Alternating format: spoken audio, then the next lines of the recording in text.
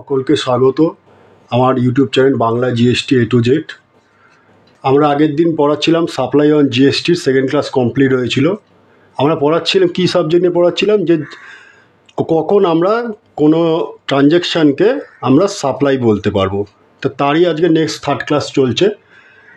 আমরা এর আগে দুটো প্যারামিটার পড়েছিলাম, যে কোন কোন ক্ষেত্রে আমরা কোনো ট্রানজ্যাকশানকে আমরা সাপ্লাই বলতে পারবো।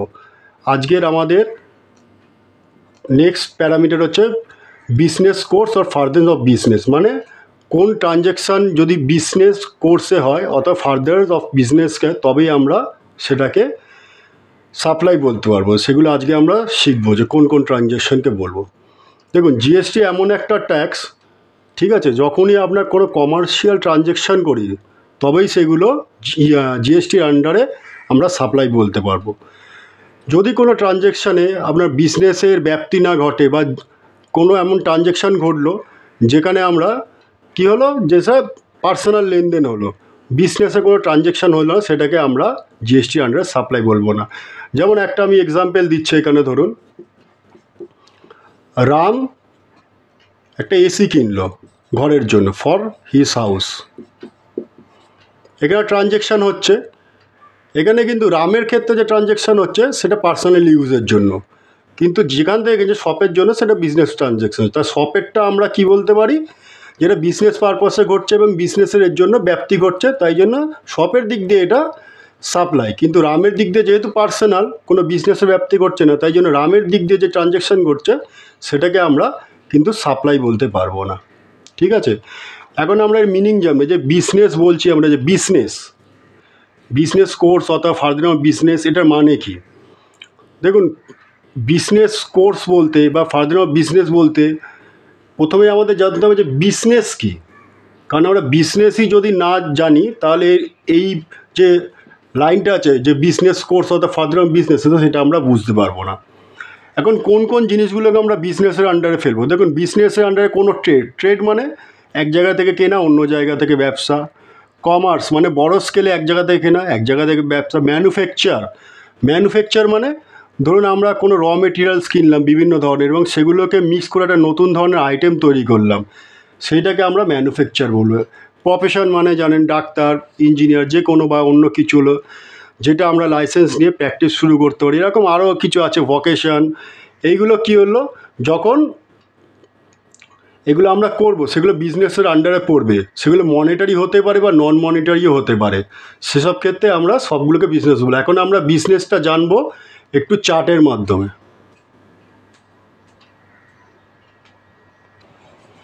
এখন আমরা একটা ডায়াগ্রামের মাধ্যমে বুঝবো যে বিজনেসটা কী জিনিস বা কোন কোন ট্রানজ্যাকশানকে আমরা বিজনেসের আন্ডারে আনতে পারি।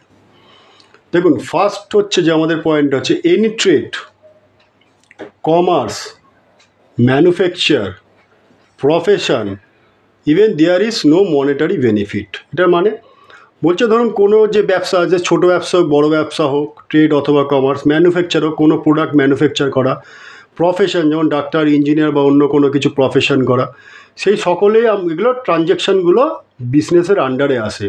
এবং সেক্ষেত্রে যদি মনিটারি ট্রানজ্যাকশান না ঘটে তা সত্ত্বেও। এবারে এর দুটো ভাগ আছে, কি কি। এক হচ্ছে any activity incidental or auxiliary to it, মানে কোনো ব্যবসা যদি সম্পূর্ণরূপে ব্যবসা হয় বা বড় আকারের ব্যবসা হয়। আর সেকেন্ড পার্ট হচ্ছে any activity of same even there is no volume or continuity, মানে এই ব্যবসাটাই ধরুন এটা একটা কোনো ট্রেড ব্যবসা, ধরুন সাপোজ গার্মেন্ট ব্যবসা ট্রেড করা হচ্ছে, ঠিক আছে, তো এটা সারা বছর ধরে করছে, এটাও বিজনেস। এবং ধরুন পুজোর সময় অকেশনালি কেউ ব্যবসা করতে চায়, কিছু জামা প্যান্টের পিস কিনে আনলো, কিনে এনে সে বেচলো, যখন পুজো হয়ে গেল সে উঠে গেল, তাহলে দুটোই সেম বিজনেস। কিন্তু জামা প্যান্ট এও ট্রেড করছে, জামা প্যান্টের এও ট্রেড করছে, কিন্তু এ বড় স্কেলে করছে সারা বছর, এ কী করছে সিজনাল করছে, কিন্তু এটাকেও আমরা বিজনেসের আন্ডারে আনবো, যদিও এর কোনো ভলিউম নেই এবং এর কন্টিনিউটি নেই, তা সত্ত্বেও জিএসটির আন্ডারে এগুলো কিন্তু ট্রেড। এবং এর যদি কয়েকদিনের যদি ভলিউমের 40 লাখসের ওপরে, তো একে ট্যাক্সও দিতে হবে, সব দিতে হবে, সেগুলো আমরা পরে আসবো যে কোন কোন ক্ষেত্রে ট্যাক্স দিতে হয়। তো জেনে রাখুন, ট্রেড, কমার্স, ম্যানুফ্যাকচারে যখনই কোনো বিজনেস অ্যাক্টিভিটি ঘটবে, সে পূর্ণতা হোক বা কিছু দিনের জন্য হোক, সেগুলো ব্যবসার আন্ডারে পড়বে। ঠিক আছে, second, provision of facility by club and association. এটা মানে ধরুন দেখেছেন যে অনেক বড় বড় ক্লাব আছে, সেখানে গিয়ে অনেক সুইমিং পুল আছে বা জিম আছে বা নানা রকম আরও সুযোগ সুবিধা, হর্স রাইডিং আছে, বোটিং আছে। তো এই যে বড় বড় যে ক্লাবগুলো আছে সেগুলো নানা রকম কী করে ফেসিলিটি দেয়, ঠিক আছে, মেম্বারদের ক্ষেত্রে, সবার ক্ষেত্রে না। তো এই যে মেম্বার দিচ্ছে এগুলো কখন এগুলো আমরা বিজনেস বলবো যখন to its member for consideration. এখন যদি এই ক্লাবগুলো কোনো বিনা কনসিডারে তাদের মেম্বারদের এই সুযোগ সুবিধাগুলো দিতে থাকে তাহলে এটাকে আমরা বিজনেস বলতে পারবো না। কিন্তু যদি কোনো ক্লাব বা অ্যাসোসিয়েশন তাদের মেম্বারদের থেকে টাকার বদলে, মনিটারি টাকার বদলে বা অন্য কোনো কনসিডারেশনের বদলে এই ফেসিলিটি দেয়, তখন এই যে ফেসিলিটিগুলোকে আমরা আর ফেসিলিটি বলবো না, এগুলো কী বলবো, এগুলো বলবো বিজনেস। থার্ড আমরা কী কী দেখব, অ্যাডমিশন ফর কনসিডারেশন কোন ক্ষেত্রে টু এনি প্রেমিসেস। দেখুন অনেক জায়গা আছে, যেমন ধরুন মিউজিয়াম, চিড়িয়াখানা বা আরও যেমন বিভিন্ন অ্যামিউজমেন্ট পার্ক আছে, সেখানে আমরা এন্ট্রি করতে গেলে কী হয়, পয়সা দিতে হয়। যখনই কোনো এরকম কোনো জায়গায় কোনো ঢুকতে গেলে কোনো প্রেমিসেসে পয়সা দিতে হয়, সেই জায়গাগুলো আমরা বিজনেস হিসাবে ধরতে পারি। মানে অ্যামিউজমেন্ট পার্কগুলো বা কোনো যাই জায়গা হোক যেখানে এন্ট্রি করতে গেলে পয়সা দিতে হয়, সেগুলোকে আমরা বিজনেস বলবো। মানে সেই অ্যামিউজমেন্ট পার্ক বা সেই প্রেমিসেসগুলোকে আমরা বিজনেসের আন্ডারে ফেলবো। ফোর্থ পয়েন্ট কী আছে, services as a holder of office. মানে কোনো অফিসের আমি হোল্ডার, মানে আমি হোল্ড করে আছি, সে কোনো পজিশন হোক বা পুরো অফিসই হোক। আমি যদি কোনো অফিসের কোনো পজিশন বা কোনো অফিসকে পুরো হোল্ড করে থাকি, মানে আমার জন্য ওখানে কোনো জায়গা থাকে, সেক্ষেত্রে accepted in course furtherance of business, trade or profession. সেক্ষেত্রে কখন আমরা এগুলোকে বিজনেস বলবো, আমি যদি হোল্ডার হই কোনো অফিসে, যখন আমি কোনো ট্রানজ্যাকশন করবো বা কোনো কাজ করব, সেটা অফিসের বৃদ্ধির ক্ষেত্রে বা কোনো প্রফেশনের বৃদ্ধির ক্ষেত্রে বা কোনো প্রফেশনে আমি যদি অগ্রগতি করতে চাই। ভাবুন সাপোজ একজন ডাক্তার তার চেম্বার খুলেছে, সেই চেম্বারে সেই নিয়মিত অর্জন করছে, সেইগুলোকে আমরা বিজনেসের আন্ডারে ফেলবো। নেক্সট পয়েন্ট কী হচ্ছে, activity of a race club. Race club মানে যেখানে ঘোড়া দৌড়ানো হয় পয়সার বিনিময়ে, সেখানে কি বলছে, বাই দ্য ওয়ে অফ টোটালাইজার। টোটালাইজার মানে যে ধরুন কোনো টাকার বিনিময়ে একটা টোকন দেয় কোনো ঘোড়ার ক্ষেত্রে, সেই তাদেরকে টোটালাইজার বলে। এগুলো গভর্নমেন্ট লাইসেন্স হয় এবং সেই সংস্থারও লাইসেন্স থাকে, ঠিক আছে। তো এই লাইসেন্স যাদের কাছে আছে তারা যখন আপনাকে পয়সা দেওয়ার পর টোকন দেয় কোনো নির্দিষ্ট ঘোড়ার প্রতি, সেইগুলোকে আমরা আন্ডার বিজনেসের মধ্যে ফেলবো। তো আমাদের জিএসটি যে সাপ্লাইয়ের ক্লাসটা আছে, first class, second class, third class হলো, এখানে আমরা তিনখানা প্যারামিটার দিয়েছি। যে সকল ট্রানজ্যাকশান এই প্যারামিটার এ বি সি, আগের দিন আমরা এ আর বি পড়েছিলাম, আজকে সি পড়লাম। এই এ বি সির যে তিনটে প্যারামিটার, কোনো ট্রানজ্যাকশান যদি তিনটে প্যারামিটার ফিল আপ করে তখন সেই ট্রানজ্যাকশানকে আমরা জিএসটির আন্ডারে সাপ্লাই বলতে পারবো।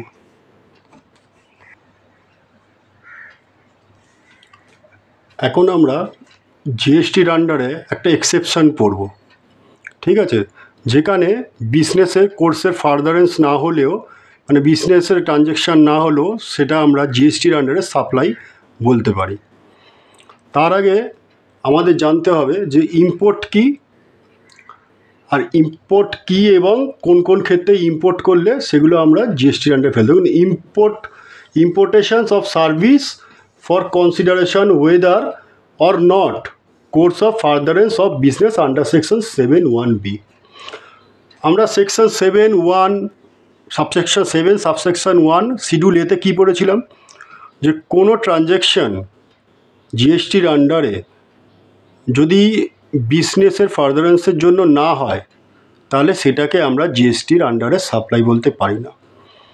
কিন্তু ইম্পোর্টের ক্ষেত্রে, ইম্পোর্ট মানে হচ্ছে কোনো জিনিস ভারতের বাইরে থেকে ভারতে আনানো, ঠিক আছে। এবং এটা এইখানে যে পয়েন্টটা বলছে, importation of service not goods, মানে কোনো জিনিসের ক্ষেত্রে না, কোনো সার্ভিস যদি আমাদের ইন্ডিয়ার বাইরে থেকে বসে কেউ, কোনো আমাদের ইন্ডিয়ার ভেতরে আছে এমন একজন রেসিডেন্টকে সার্ভিস প্রোভাইড করে, এবং সেটা যদি কোনো বিজনেস ট্রানজ্যাকশান নাও হয় সেটা তখন আমরা জিএসটির আন্ডারে সাপ্লাই বলতে পারি। ঠিক আছে, দেখুন বলছে আমরা সেকশন 7(1)A পড়েছিলাম কি যখন কোনো ট্রানজ্যাকশান বিজনেসের ফার্দারাইজের জন্য হয় তাকে আমরা জিএসটির আন্ডারে সাপ্লাই বলতে পারি না। কিন্তু ইম্পোর্ট অফ সার্ভিসের ক্ষেত্রে কি বলছে, সেকশন 1 সেকশন 7 সাবসেকশন 1 এবং শিডিউল বিতে আমরা কি বলছি যে ফার্দারেন্স অফ বিজনেস যদি না হয় ইম্পোর্টের ক্ষেত্রে তাকেও আমরা সাপ্লাই হিসাবে কনসিডার করি। যেমন ধরুন মিস্টার রাম নিজের বাড়ির জন্য অস্ট্রেলিয়া থেকে আর্কিটেকচার সার্ভিস নিয়েছে, মানে অস্ট্রেলিয়ায় বসে কেউ কোনো আর্কিটেকচার সার্ভিস দিচ্ছে ফর ₹10 লাখ। কিন্তু এখানে দেখুন রাম তো কোনো বিজনেস করছে না, রাম পার্সোনাল ইউজের জন্যই করছে। কিন্তু তা সত্ত্বেও এই যে ট্রানজ্যাকশানটা হচ্ছে যেহেতু ইম্পোর্ট, মানে ভারতের বাইরে থেকে রাম এই ট্রানজ্যাকশানটা ইন্ডিয়ায় বসে নিচ্ছে, তাই এটাকে আমরা সাপ্লাই বলতে পারি। এবং এই সাপ্লাইটা কোন রুলসে আছে, জিএসটি অ্যাক্টের এক্সেপশনাল রুলস আছে সেইটাই। এখন আমরা দেখব কিছু রুলস আছে যেগুলো এক্সেপশন রুলস, সেগুলো আমরা পড়ব।